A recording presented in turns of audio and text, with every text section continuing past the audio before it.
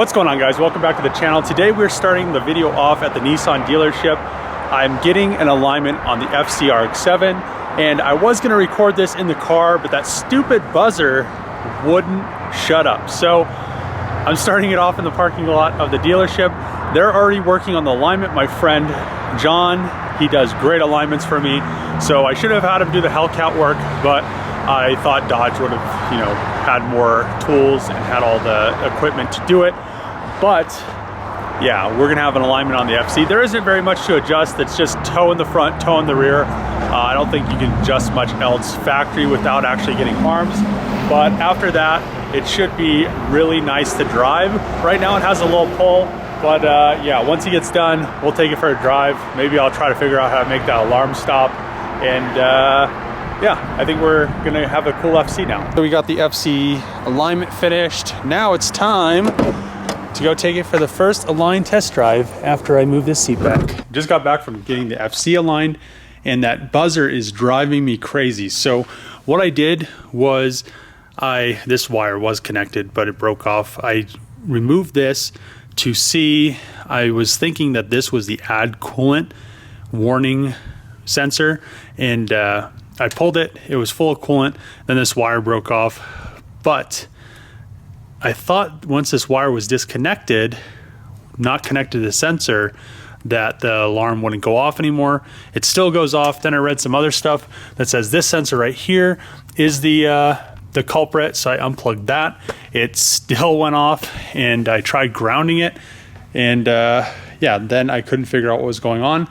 On the way back, after alignment, I had this weird knocking noise when I would go around turns. If I turned the wheels, it would knock. Well, after the alignment, the one wheel on this side had this wheel weight on it, and it was just barely hitting the coilover spring, so that resolves that issue. The offset on this car is very, very close to everything. The rear is probably a few millimeters away from the lower control arm, and the front is probably a little bit further away from the coilover, but this just stuck out so far. And yeah, so that was fixed. Then I was gonna go take it for a test drive to make sure removing that wheel weight resolved the issue. And guess what happens? The alternator died, or what I think the alternator died. So the battery's completely dead. I probably just made it here off of whatever was left in the battery, and the alternator probably just stopped charging it, so now it won't start because the battery's completely dead. So I'm gonna pull the alternator off here, go grab another one. Hopefully they have one in stock. The alternator is now off, and I think I found the problem.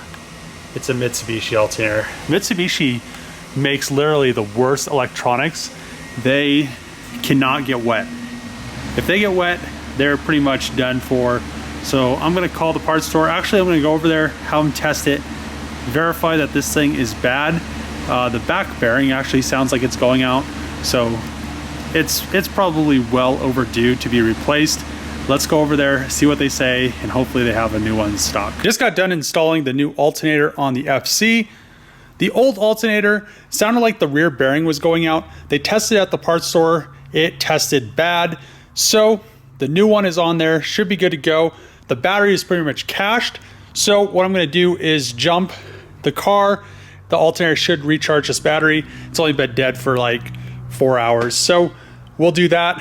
And this thing should probably run a little bit better now that it has a fully charged battery. Forgot that the funnel was in the FD, so I had to go get a knife so I could add the premix. They have these little safety things in the fuel tank fill, so I just need to hold it open. So the O-ring fell off my fuel cap, so now I need to either get an O-ring or get a new fuel cap. It's like 12 gallons to fill an FC up. Hell yeah, boys.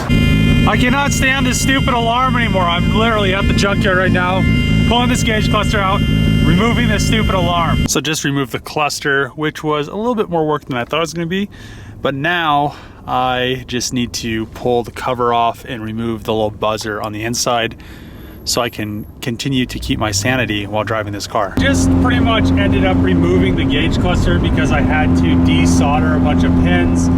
Found out the speedo cable needs to be replaced. Also, it seemed like when I was taking it apart, it's just so brittle. The dash is so brittle. Everything is just so brittle that everything was just falling apart. The dash was falling apart. All the bolts on the gauge cluster were breaking. Not the bolts themselves, but the plastic that they screw into. So unfortunately, I'm gonna have to figure out something to do with the gauge cluster down there, but at least I have my sanity. I am living pretty dangerously, not having any gauges. I know the oil pressure is good, and I never had coolant, or the only things I had were oil pressure, tack, and fuel, and I can pretty much hear the revs now, and I can hear if anything's wrong with the car. So I don't know what I'm going to do about the whole gauge cluster situation, but at least I can drive this thing around and it's not just beeping the whole time. I'll probably fix this gauge cluster, desolder the horn, the siren or alarm or whatever, the buzzer out of it, put it back in. It won't actually really be able to bolt much into it. It'll just kind of be sitting in there for now until I actually find a new gauge cluster to salvage. But yeah, it's nice to actually be able to drive this car, and it cruises pretty nice with the new coils, wheels, and all the poly bushings. When you don't have a backup camera, you just use the glass windows. Every time I drive the FC, it is so surprising to me that this car literally sat in a field for 10 to 15 years and drives this well. It runs great, the tranny's nice, the diff's nice. I mean, it's just an all-around nice car for how long it's sat. I mean, it has its issues, but I literally could probably daily this thing during the winter and not have any issues as long as I had snow tires. So that's gonna be the end of this video. The FC now has an alignment finish on it, new alternator, so the battery is also charging. The one issue I did have after alignment was this wheel weight right here. So what was happening, you can see the little mark on it, it was hitting the coil spring in the front, and like I said before, these wheels are extremely close to everything. They're the widest wheels you can actually fit on an FC without rolling the fenders and without modifying anything. So like I've said before, the rears are 10s, the fronts are 8s, everything is good to go now. This thing runs and drives extremely well. But coming over to the whole gauge cluster situation, once I did pull the gauge cluster out, the light for the low coolant went off. I'm not sure if that is related, if there's a fault inside the gauge cluster or not, but the dash is pretty much done, so I need to find a new dash. I also need to find a new speedo cable. The reason I need a new dash is because this piece won't bolt in anymore. The piece actually broke off.